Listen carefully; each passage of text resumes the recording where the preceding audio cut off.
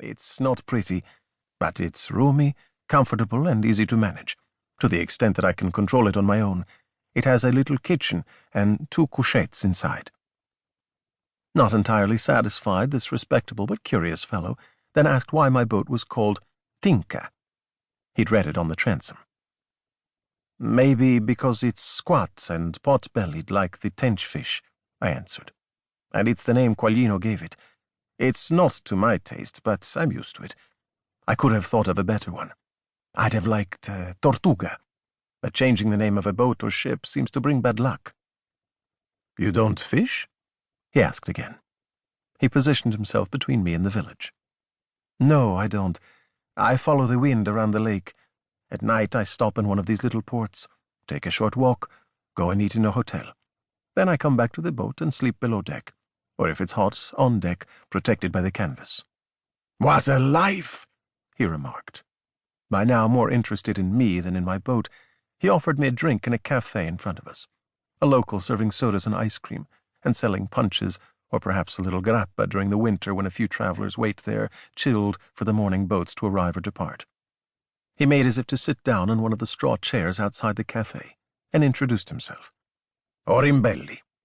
I, too, said my surname in a hurry, and then I sat beside him in front of the lake, which was now in shadow. We were like 2 old acquaintances from the village who spend the dinner hour in company with little to say, simply watching the world go by together. "Your health," he said, raising his aperitivo. "And yours?" I looked at him. He drank with his eyes on the glass and his face intent, like a priest after the offertory.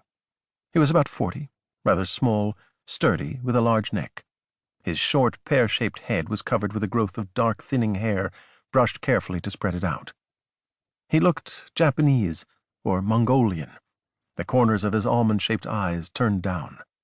They were an indefinable color, and different from each other in expression, so that it seemed as if he was squinting even when he wasn't.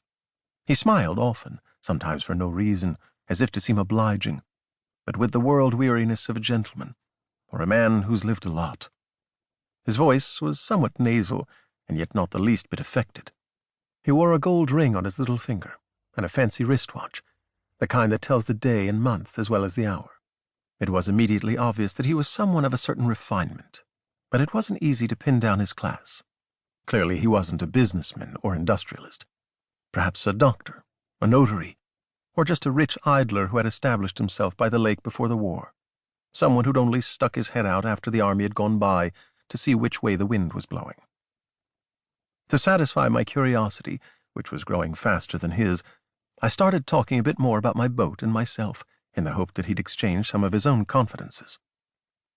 "The boat's good," I continued, "for getting around.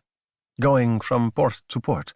I stop off at the islands, get out sometimes at the Castelli di Cannero. I dock under the cliff at Santa Caterina, or in old abandoned ports such as Sasso Carmine or Gabella di Macagno. Every now and then I go back to my home port at Luino, where I have a house." He listened, but he clearly didn't know the lake that well, since the names of these places didn't mean much to him. I started up again. "I go here and there to pass the time, occasionally with a girl or a friend. I came back here a year ago from Switzerland. I was interned there from 43 to 45. "Me too," he interrupted. "I got back a year ago from the war.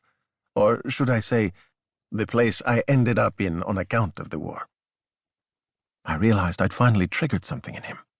Pretty soon I'd know everything there was to know about him.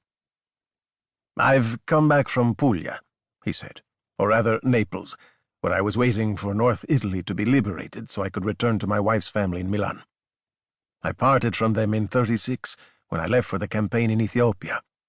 I never imagined things would last so long."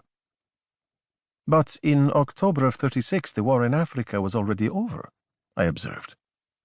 "Of course it was," he replied, "but I had to stay. I was detained. In 41 I came back to Italy so as not to end up a prisoner of the English. I stayed in Naples to improve my health. I'd gotten an amoeba in Africa. A Puglian official I knew at the military hospital invited me to stay with him. A day goes by, then a month. You know how life is. What with one thing and another, the Allies landed. I had to wait. I went back to Naples.